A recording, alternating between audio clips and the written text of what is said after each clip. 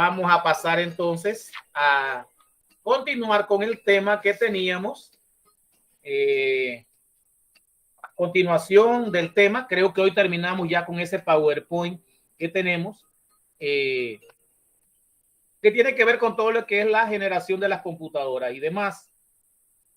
Procedo entonces a compartir pantalla.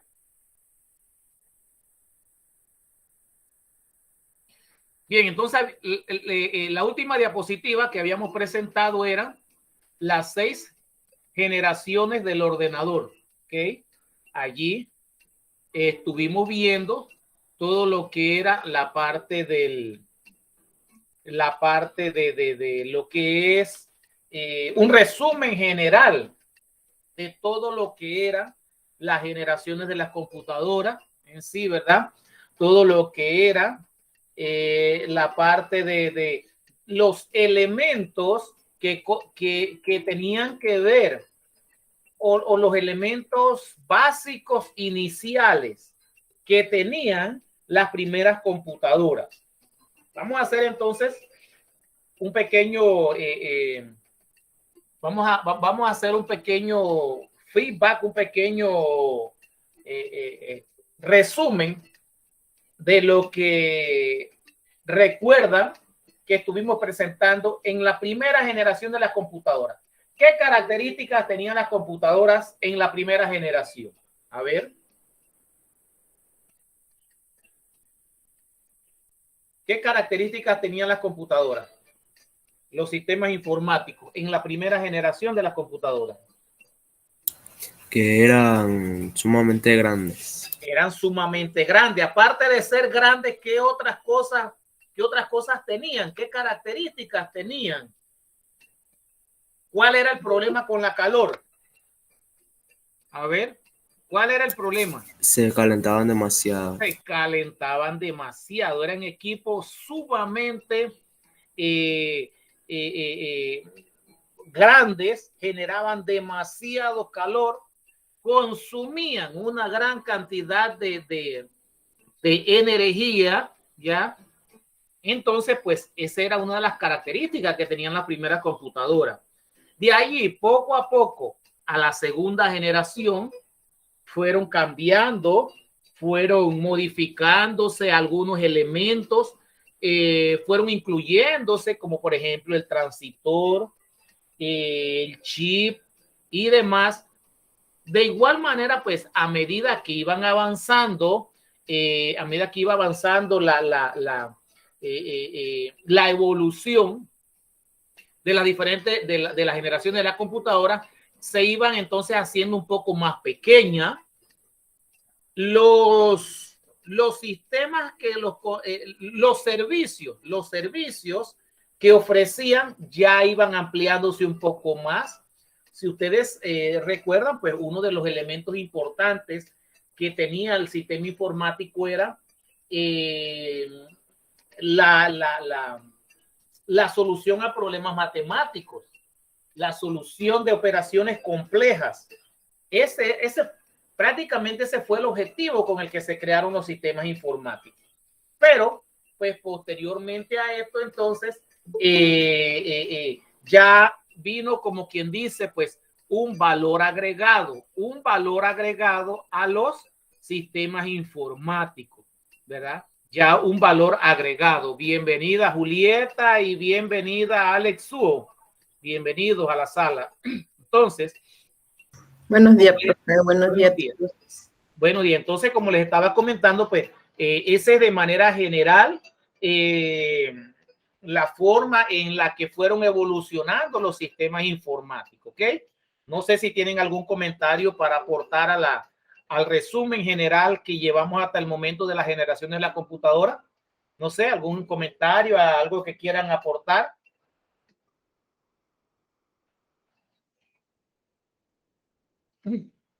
¿Sí? Bien, seguimos entonces. Ahora vamos a ver algo bien interesante. En la parte de la primera generación, ahora vamos a enfocarla a lo que es la parte de las mecánico-eléctricas, ¿sí? Dice que Konrad Zuse inventó la Z1, o sea, la primera computadora programable. Recuerden que en lo que es la primera generación de las computadoras de manera tradicional solamente desarrollaba operaciones matemáticas básicas, bastante complejas, que a la vista del ser humano no era fácil desarrollarla. Entonces, en base a eso se creó la computadora, pero ahora enfocada a lo que es la parte mecánico-eléctrica, surge Zuse. ¿Quién creó Zuse? Konrad Zuse inventó la Z1, la primera computadora programable. Cuando hablamos de la primera computadora programable, nos enfocamos a que es la primera computadora que funciona a base de lenguaje máquina. ¿Qué es lenguaje máquina? El lenguaje que la computadora entiende de manera fácil. Usted a la computadora no le puede escribir calcúlame 4 por 8. No, usted le tiene que dar valores. Esos valores usted los tiene que convertir a variables de acuerdo a un lenguaje específico que ella entienda. Aquí comienza la primera generación que abarca hasta el año 46, teniendo propósitos básicamente militares. ¿Ok? La Z1 se enfocó a crear la primera computadora programable, pero en base a un propósito militar, a un objetivo militar, ¿ya? Y ahí entonces Zuse trabajaba en la industria aeronáutica. Para los diseños de aviones se requerían constantes cálculos matemáticos. Miren que ya la parte de un cálculo matemático no se enfocaba a hacer las sumas matemáticas en las que se utilizó la primera computadora en las primeras elecciones de Estados Unidos, el primer censo de Estados Unidos, cálculos matemáticos gigantescos. Ya ese escenario pasaba ahora a cálculos matemáticos en los diseños de aviones que requerían cálculos matemáticos que debían repetirse de acuerdo con unas variables. Era lo que le mencionaba en antes, ¿ve? Las variables. Ahora tenemos un elemento importante que entra al ruedo que se conocen como variables. Y las variables que son lenguaje máquina, lenguaje que solamente un sistema informático entiende. De esta manera surgió la necesidad de crear una máquina que repitiese los complejos cálculos y los guardase en memorias para referencia futura. O sea que la programación que en ese momento se daba, se requería guardarla para posteriormente utilizarla en otro tipo de ensayos.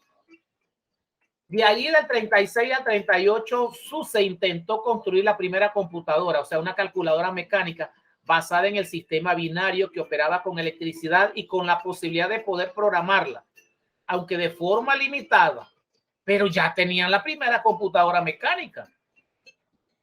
Ya teníamos el primer sistema binario que operaba con electricidad y con la posibilidad de poder programarla. Cuando hablamos de la posibilidad de poder programarla, quiere decir que existía la posibilidad de poder ejecutar instrucciones que se necesitaran en determinado momento. Hacía uso de relays eléctricos para automatizar los procesos. Sin embargo, tan solo consiguió realizar un prototipo que recibió el nombre del Z1 y que nunca llegó a funcionar de manera correcta debido a la falta de perfeccionamiento en sus elementos mecánicos. O sea que le hacía falta algunos elementos para completar de manera correcta el funcionamiento. Aquí vemos, estimados estudiantes, la Zuse 1. Miren esa computadora, prácticamente engavetada en un marco en un cajón de vidrio en el que internamente se podían observar todos los elementos que la componen, ¿ya? Más adelantito vamos a ver un vídeo de SUSE 1 para ver cómo es que funcionaba o al menos pues conocer un poco más a fondo sobre ella. Posteriormente surge la ENIAC. ¿Qué significa ENIAC? Electronic Numeral Integrator and Computer, o computadora integrador numérico electrónico. Y fue la primera computadora de propósitos generales. Cuando hablamos de propósitos generales, quiere decir que abre una gama de elementos que no solamente se van a enfocar a la parte de propósitos generales, a la parte de cálculos matemáticos, sino que abarca otros elementos, otro valor agregado a la ENIAC. Era la Turing completa, digital y susceptible de ser programada para resolver una extensa clase de problemas numéricos. Ahora sí nos enfocamos a desarrollar problemas extensos, a desarrollar problemas numéricos un poco más grandes, un poco más elementales.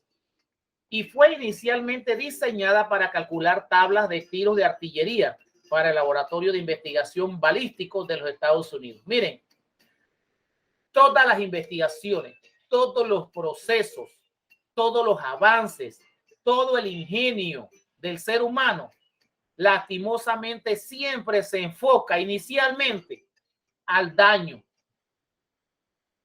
a matar, a lastimar a otras personas, independientemente de quién tenga razón o no la tenga. El ser humano tiene una capacidad pero tan grande para inventar cosas, pero lastimosamente las enfoca a aspectos dañinos. Miren, es calcular tablas de tiro de artillería para el Laboratorio de Investigación de Balístico de los Estados Unidos. ¿Por qué no se creó eso enfocado al diseño de problemas numéricos para una variable o un proyecto de investigación para mejorar la genética humana, para mejorar las dolencias de un ser humano, para mejorar las limitantes que tiene ciertas personas en la población? No, nos vamos directamente a la artillería. Bien, seguimos. La ENIAC fue construida en la Universidad de Pensilvania por John Presper Eckes y John William Mauchly. Ocupaba una superficie de 167 metros cuadrados y operaba con un total de 17.468 válvulas electrónicas o tubos de vacío que a su vez permitían realizar cerca de 5.000 sumas y 300 multiplicaciones por segundo. Tremendo monstruo la ENIAC. ¿Ya? Miren esas 5.000 sumas y 300 multiplicaciones por segundo en tiempo real. Físicamente la ENIAC tenía 17.468 tubos de vacío, 7.200 diodos de cristal, 1.500 relays, 70.000 resistencias, 100.000 condensadores, 5 millones de toneladas de 5 millones de soldaduras y pesaba 27 toneladas. Tremendo equipo para poderlo transportar de un lugar a otro. Ahora, usted una computadora que te hace no nada más ese procedimiento, sino el triple de lo que funcionaba la ENIAC, usted lo carga en una mano. Utilizaba 1.500 conmutadores electromagnéticos y relay. Requería la operación manual de unos 6.000 interruptores y un programa, un software. Y su programa, un software, cuando requería modificaciones, demoraba semanas de instalación manual. Claro, no había equipo, no había instaladores automáticos. Eso es como cuando ahora pues usted va a formatear una máquina, la carga dependiendo de la velocidad de su internet y la velocidad de su máquina, usted lo demora un par de horas. Acá demoraba semanas. La ENIAC que elevaba la temperatura del local a 50 grados centígrados. Eso era un horno. Y para efectuar las diferentes operaciones era preciso combinar, conectar y reconectar los cables como se hacía en esa época en las centrales telefónicas, y de allí el concepto. Este trabajo podría durar varios días o inclusive semanas. Aquí vemos la famosa ENIAC. Miren ese elemento, miren todos los componentes, miren los ventiladores, la parte de refrigeración, o sea, la parte donde la tenían que tener ubicada, de tal forma que hubiese una salida de aire caliente, porque de verdad que era un tremendo horno. Aquí tenemos otra, ¿verdad? Otro diseño. Dentro de la segunda generación, marcamos la IBM 1401, que fue instalada desde el 60 hasta el 64, 4 años. En más de cientos de miles de modelos, se monopoliza alrededor de 1/3 del mercado mundial. Ya, ellos acaparan ese mercado, la IBM. En este periodo también estuvo la única tentativa italiana, la Elea de Olivetti, producida en 110 modelos. O sea, no solamente estaba la IBM, también surgió la Elea, pero prácticamente 1/3 del mercado mundial estaba monopolizado por la IBM. Aquí vemos la famosa IBM 1401, ¿ya? Una pequeña foto de ella. Dentro de la tercera generación surgen los microprocesadores, que condujo al desarrollo del microcomputador, computadoras pequeñas de bajo costo que podían ser poseídas por individuos y pequeñas empresas. Ya al ingresar al escenario tecnológico, el microprocesador, surgen las microcomputadoras, ¿ya? Los primeros microcomputadores aparecieron en los años 70, hace 52 años, y llegaron a ser ubicuos en los años 80 y más allá.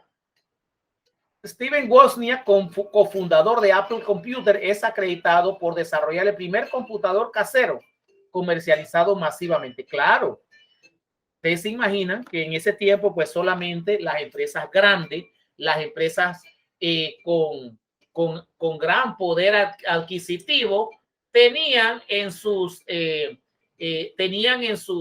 poder o podían obtener una computadora. Pero Apple Computer dijo, no, vamos a hacer unas a bajo costo, vamos a hacer unas computadoras accesibles, caseras, y lógicamente fue el boom, comercializado de manera masiva. Sin embargo, su primera computadora, la Apple I, vino algún tiempo después de Kim I y el Altair 8800.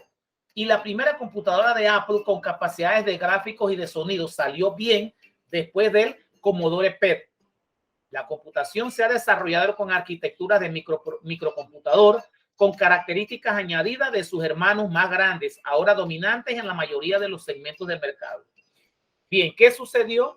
Que al momento de crear o mandar al mercado las primeras computadoras Kim, surge entonces Apple con capacidades de gráficos y sonidos. O sea, al principio solamente eran computadoras para escribir, ¿ya? Pero ahora Apple le está agregando un valor como lo son los gráficos y los sonidos, ¿ya? Entonces, de esa forma, pues, siguen siendo, como quien dice, pues, número 1 en el mercado. Aquí tenemos la primera computadora Apple, ¿ya? Miren esa belleza. ¿Qué? 52 años tiene esa computadora de haberse creado o de haber estado en el mercado. Entra la cuarta generación, el microprocesador. Las microcomputadoras, computadoras personales, las PC, tuvieron su origen en la creación de los microordenadores, de los microprocesadores. Pero en realidad, ¿qué es un microprocesador? Es una computadora en un chip. Eso es todo. Una computadora creada, ¿verdad? O integrada, debo decir, integrada dentro de un chip. O sea, un circuito integrado independiente. Las computadoras personales son computadoras para uso personal y relativamente son baratas y actualmente se encuentran en las oficinas, escuelas y hogares. Eso pues surgió a partir del año 70. Entonces se consideró pues más que todo unos elementos importantes para utilizar en los hogares. Cuando esto surgió fue prácticamente un boom comercial, un boom tecnológico en la que las escuelas y hogares que contaban con una computadora era un elemento importante. De igual manera, pues así, de esa forma, poco a poco fue evolucionando la parte tecnológica. El término PC se deriva para el año del 1981. IBM sacó a la venta su modelo IBM PC, el cual se convirtió en un tipo de computadora ideal para uso personal. De allí que el término PC se estandarizó y los clones que sacaron posteriormente otras empresas fueron llamados PC y compatibles, usando procesadores del mismo tipo que las IBM, pero a un costo menor y pudiendo ejecutar el mismo tipo de programas, ¿ya? O sea, todo el mundo se copió y le colocó PC, caminando a la par de IBM, no, tratando de no desenfocarse de la misma línea de IBM. Si ustedes observan, muchachos, por ejemplo, el logo de la Hyundai y el logo de la Honda, ¿qué características parecidas tienen? En el logo, pregunto, a ver, en el logo, ¿qué características parecidas tiene? Hay una H. Ajá, una H, pero ¿para qué? ¿Para la Honda o para la Hyundai? Para las dos. Ajá, pero las dos son idénticas. No. Ajá, ¿qué diferencia hay entre una y la otra? La de la Hyundai es como un poco inclinada y la de la Honda es casi toda recta. Es correcto. ¿Por qué? Porque Hyundai nunca puede agarrar el mismo logo de la Honda, porque esa Honda, el logo, la H paradita, la H bien vertical de la Honda, ese logo es de ella. Esa patente es de ella. Y si la Hyundai viene con el cuento de agarrar también la misma H, quiere decir que eso se llama piratería. Tú no puedes agarrar el logo porque eso es ilegal. Pero sí lo pudieron hacer como cursiva, la H pero cursiva. ¿Y por qué ellos colocan la H como cursiva? Para tratar de inducir al cliente a que, ojo, cuando vas a comprar una Hyundai, tiene su parecido a la Honda. ¿Ve? Entonces todo eso es estrategia de mercado, pero ellos tienen que cuidarse en no incursionar en territorio ajeno. Haga la H, pero usted no me la hace idéntica a la Honda, porque esa patente es de ella. Entonces, allí es donde vemos enfocado a la IBM PC, que las demás empresas sacaron también su PC, ¿verdad? Entonces, IBM tenía IBM PC. Las otras empresas colocaron PC compatibles. No están robándole absolutamente ningún logo a IBM, ni ninguna idea a IBM. IBM PC es una patente de ella. Ah, pero ven acá, surgieron otras empresas y dicen las demás empresas, pero ven acá, y ahora nosotros, ¿cómo identificamos nuestras computadoras? Primero, no le podemos colocar IBM porque eso es de la empresa, de ellos, personal. Pero sí podemos utilizar PC para que la gente se enfoque a las computadoras personales. Ok, le colocamos PC y compatibles. Y ya con eso, entonces, nosotros podemos tirar a la calle nuestra línea de computadoras personales.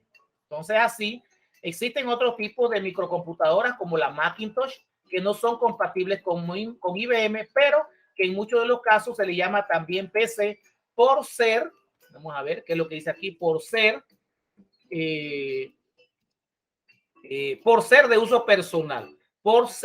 de uso personal, ¿ok? Ahora, el primer microprocesador, como está marcado aquí, fue el Intel 4004, que fue producido en el año 71 y se desarrolló originalmente para una calculadora. Ese microprocesador jamás se creyó que se iba a colocar en una computadora. Se creó para una calculadora, pero resultaba revolucionario para su época. Contenía 2300 transistores en un microprocesador de 4 bits que solo podían realizar 60,000 operaciones por segundo. O sea, por eso es que la palabra computadora tiene una estrecha relación con calculadora. Calculadora, computadora. ¿Por qué? Porque ambas se enfocan ¿a qué? A desarrollar operaciones matemáticas. A desarrollar operaciones matemáticas en tiempo real. Y no una, sino muchas operaciones matemáticas por segundo. Nace en el 72, un año después, el microprocesador 8008, que es el primer microprocesador de 8 bits. Miren que el anterior era de 4 bits. Ahora el 4004, ahora lo duplican. Surge el de 8 bits, ¿verdad? Desarrollado en el 72 para su empleo en terminales informáticas, ¿ok? El Intel 8008 contenía 3300 transistores, el primer microprocesador realmente diseñado para uso general, desarrollado en el 74, ¿verdad? Fue el 8080 de 8 bits, ¿ok? Aquí en el 72 nace el de 8 bits con el 8008, pero para el 74 surge el 8080 de 8 bits, ¿ok? Que contenía 4500 transistores y podía ejecutar 200,000 instrucciones por segundo. Claro, de 4 bits a 8 bits, la velocidad era realmente muy potente, realmente notable. Los microprocesadores modernos tienen una capacidad y una velocidad mucho mayores. Claro, del 72, 50 años a la fecha, cada uno de ellos se va a ir modernizando. Cada uno de estos microprocesadores van a ir disminuyendo su tamaño, pero van a ir aumentando su capacidad. Miren, todo lo contrario. Disminuyen de tamaño, pero aumentan la capacidad de procesamiento en tiempo real. Y aquí vemos alguna información de ella. Miren, en muchas de las fotografías que se conservan de la primera computadora llamada ENIAC y construida en el año 46 aparecen mujeres. Algo interesante, pareciera que ellas solo están allí para ser más bonitas. Esa mole que ocupaba 160 metros cuadrados y que había sido construida por encargo del ejército de los Estados Unidos en plena Segunda Guerra Mundial para calcular tablas de trayectoria balística de nuevas armas de fuego. Era lo que les mencionaba en antes. No salimos del enfoque militar, no salimos del enfoque dañino, no salimos de causarle daño a otras personas, utilizando el ingenio, utilizando la inteligencia, utilizando el avance de la tecnología, enfocados hacia esa parte. Entonces, pues, en plena Segunda Guerra Mundial, habían unos que estaban peleando allá, muriendo, y habían otros acá utilizando la inteligencia para ver cómo acababan el enemigo. Ellas eran las mujeres que programaban la ENIAC, ¿verdad? Fueron 6 mujeres. Miren, interesante, las primeras programadoras fueron mujeres. Betty Snyder Alberton, Betty Jan Jerdin, ajá, Bartik Ruth Leiterman, Teitelbaum, Kathleen Magnolini, Mauli Antonelli, Francis Vilas y Spencer y Marlene Westcott Meltzer. Todas ellas eran matemáticas. Habían sido contratadas por el gobierno de los Estados Unidos, miren esto, para pensar y escribir los programas de cálculo de la trayectoria balística que debía realizar la ENIAC. O sea, ¿cuál era el objetivo de ellos? Calcular matemáticamente la trayectoria de una bala o de un disparo o de un misil o de un cañón, por decirle algo. La trayectoria, la velocidad de la que salía ese proyectil, la distancia hasta donde iba a llegar, hasta donde estaba el objetivo. Los hombres habían construido el hardware, ¿ya? Todo lo que era el hardware, todo lo que era la parte física. Ahora ellas estaban allí para construir el software y realmente lo hicieron. O sea que el hombre, ojo con eso, el hombre, nosotros nos encargamos de la parte física, de lo más difícil, no lo más difícil, de la parte física de un sistema informático. Miren eso. Pero la inteligencia, ¿quiénes la tienen? Las mujeres. O sea que esto demuestra que las mujeres son más inteligentes que nosotros los hombres. Y como lo dice aquí, y realmente lo hicieron, cumplieron el objetivo. Y aquí las vemos. Su tarea consistió no solo en inventar los programas, sino cuando ya lo tenían resuelto, entrar a la sala donde estaba la ENIAC y proceder a la programación propiamente dicha. Es decir, a conectar y desconectar los cables que llegaban a las 6,000 clavijas, de la misma manera que se hacían en las centrales telefónicas de aquel entonces. Miren eso. Miren esa cantidad de cables, esa cantidad de controles. Y esas 6 mujeres que mencionamos fueron las encargadas de programar. De verdad que son bien inteligentes. Muy bien. Preguntas, jóvenes. Preguntas, consultas, dudas. A ver, muchachos. Comentario de la clase. Interesante, profe. Ajá, interesante. Que la mujer es una bendición porque, como usted dice, esas mujeres tenían tanta capacidad para programar todo eso, lo que usted dijo de la computadora, los cables, donde iba colocado. Bueno, muy bonito todo, profe. Interesante la historia de la computadora. Sí, es correcto. Tal vez ustedes pues no sabían cómo funcionaba esto, pero pues en realidad así funcionaba, de esa forma, ¿ok? Sí, profesor, porque sí, yo de verdad no sabía nada. Hasta ahora que dando esta clase uno va aprendiendo en qué tiempo empezó la computadora y hasta este tiempo, pues cómo fue avanzando, ¿cómo se dice esa palabra, profe? Fue evolucionando. Correcto. Correcto, así es. Entonces, esa es la forma, entonces, como cada generación coloca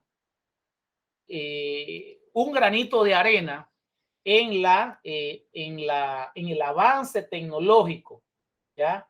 En un aporte, más que todo, un aporte de inteligencia, un aporte de conocimiento, ¿ya? Para poder demostrar o para poder colaborar en los grandes avances tecnológicos que hay en el momento. ¿Okay? Entonces, pues sí, son cosas que tal vez pues ustedes no desconocían, pero pues es el momento de entenderlo y de conocer más a fondo ¿verdad? Que pues la mujer fue un elemento bien importante en el avance de la programación informática. Muy bien, muchachos, entonces en este momento tenemos, tengo en pantalla la actividad número 3. Vamos a ver en qué consiste esa actividad número 3. Dice que la actividad número 3 deben realizar un resumen ejecutivo sobre informática. Actividad número 3. Aquí está un resumen, ¿ya? Un resumen ejecutivo sobre informática, ¿ya? Usted debe ser preciso, analítico y coherente sobre el resumen que usted va a aplicar o que usted va a desarrollar como actividad número 3. Esta actividad se habilita hoy, 16 de octubre, y cierra el día 20 de octubre. Del 16 al 20, pues como siempre le hemos colocado el mismo tiempo a todas las actividades. ¿Ok? ¿Preguntas sobre la actividad número 3, jóvenes? ¿Preguntas? A ver.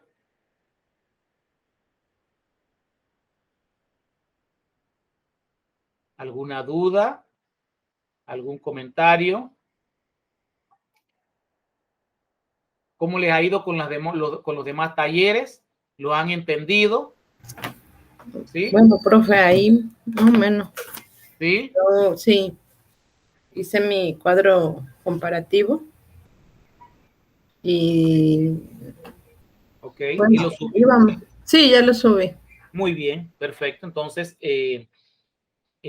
bueno, entonces procedo en este momento a pasar lista y finalizamos con un pequeño video que les tengo ahí relacionado a la computadora SUSE, para saber o sea, qué es eso de SUSE, ¿verdad? Como primera computadora que surgió específicamente con circuitos eléctricos. Pero vamos a pasar lista antes de eso.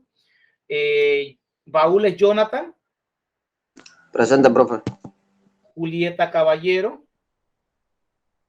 Presente, profe. Anabel del Carmen Jaén. Presente. Julio Jiménez. Presente. Y Alex Subo. Presente. Listo, gracias. Perfecto. Entonces, vamos a ver qué significa eso de la... Vamos a ver primero, dice, una biografía de Konrad Zuse. Konrad Zuse. O sea, cómo surgió eso, de qué forma, cómo lo hicieron, ¿sí? Vamos a ver. Aquí tenemos la primera computadora en la historia, miren, aquí vemos la SUSE.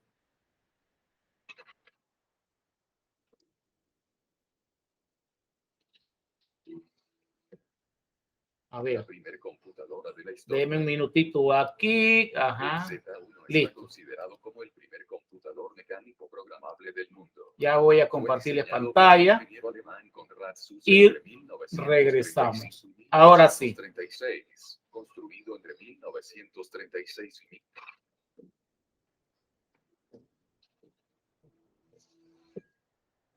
La primer computadora de la historia. El Z1 está considerado como el primer computador mecánico programable del mundo.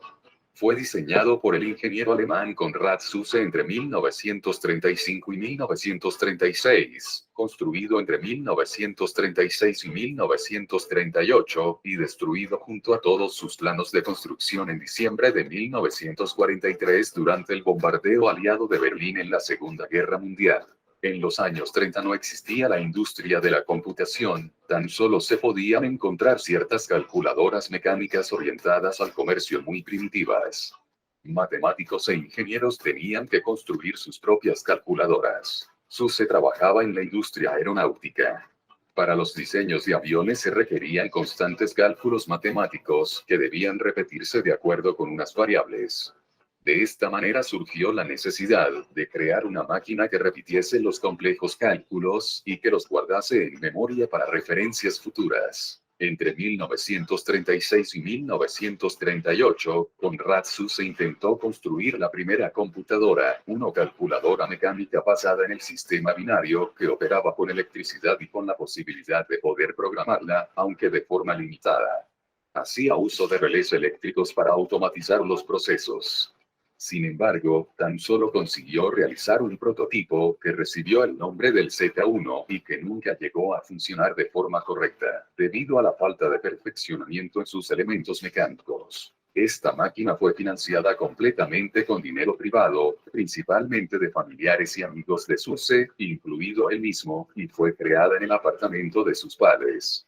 El gobierno nazi nunca confió demasiado en los trabajos de Zuse y por ello obtuvo escaso apoyo. La Z1 fue la predecesora de los modelos Z2 y Z3, creados por el mismo Zuse y en las que intentó subsanar los fallos que se encontraban en el modelo Z1.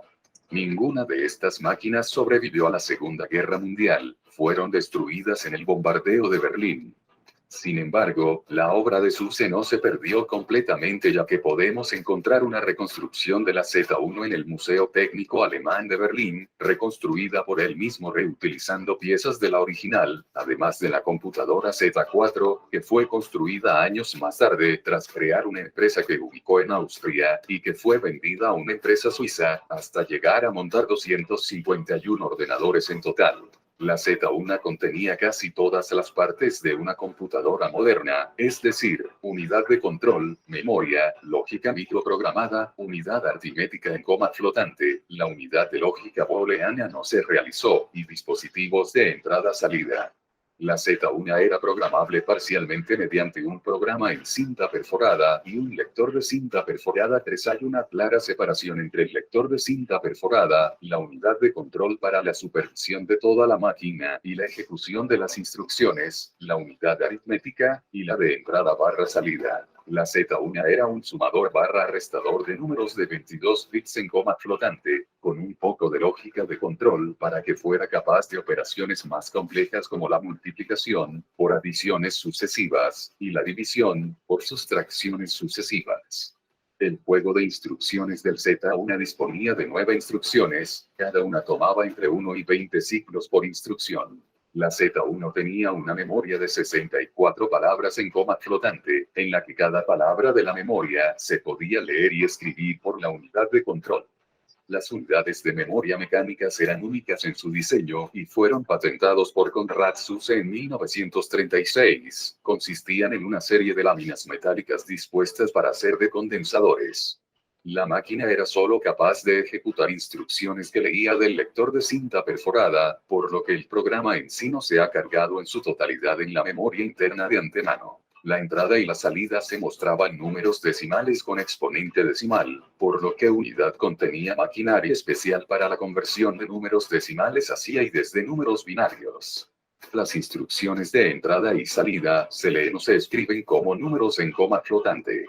La cinta del programa era una cinta de papel de 35 milímetros con las instrucciones codificadas en los agujeros perforados. Especificaciones. Memoria. 64 palabras de 22 bits. Velocidad de reloj. 1 hercio. Registros. 2 registros de coma flotante de 22 bits cada uno. Unidad aritmética. 4 operaciones básicas: sumar, restar, multiplicar, dividir, para números binarios de coma flotante. Peso: 1000 kilogramos. Velocidad media de cálculo: suma en 5 segundos, multiplicación en 10 segundos. Área de aplicación. Prototipo. Entrada: números decimales en coma flotante. Salida: números decimales en coma flotante. La máquina disponía de 6 instrucciones únicamente, aritméticas y de manejo de memoria, faltándole instrucciones de comparación o salto. Suma: 3 ciclos de reloj. Resta: 4 o 5 ciclos de reloj dependiendo del resultado. Multiplicación: 16 ciclos de reloj. División: 18 ciclos de reloj. Leer de memoria: 1 ciclo de reloj. Guardar en memoria: 0 o 1 ciclo de reloj. La Z1 original, junto con sus planos de construcción originales, fue destruida durante los bombardeos de Berlín por los aliados durante la Segunda Guerra Mundial, pero en 1986, y apoyado por la Universidad Libre de Berlín, Zuse decidió reconstruir la máquina. Usando algunas piezas del original, se construyeron miles de elementos de la Z1 de nuevo y se terminó la reconstrucción del dispositivo en 1989. El reconstruido Z1 se muestra en el Museo Alemán de Tecnología de Berlín. Eso fue todo por hoy. Muy bien, entonces si ustedes observan allí, todavía esta computadora se mantiene en el Museo de Berlín. O sea, ustedes observan todos los elementos que la integran. O sea, se terminó de armar en el 80. Quiere decir que era una computadora, como quien dice, bastante compleja, pero fue posible la construcción de ese equipo. ¿Ok? A ver, comentarios ahora sí que estuvieron, que observaron el vídeo, que ya como quien dicen, no tuvimos un acercamiento más hacia la construcción de este equipo. A ver, ¿qué les llamó la atención ahora del video? Ya lo vieron, oye, ya lo vieron y lo escucharon un poco más a fondo. A ver, Jonathan, comentarios del video.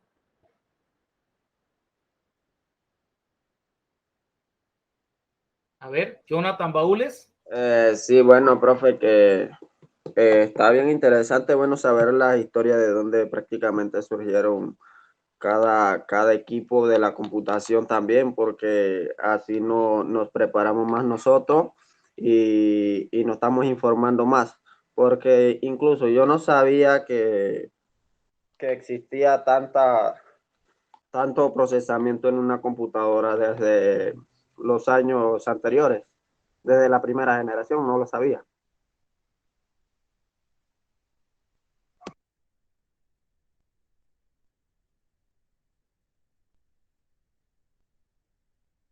Profe, no se escucha. Ya, gracias, Julieta. Desde la primera computadora a la fecha, son procesos tan complejos que solamente, miren, la Armada de los Estados Unidos contrató a las mujeres para que trabajaran en la parte lógica, en la parte de programación, en la parte de desarrollar la parte lógica del sistema balístico para la Segunda Guerra Mundial. Es bien complejo.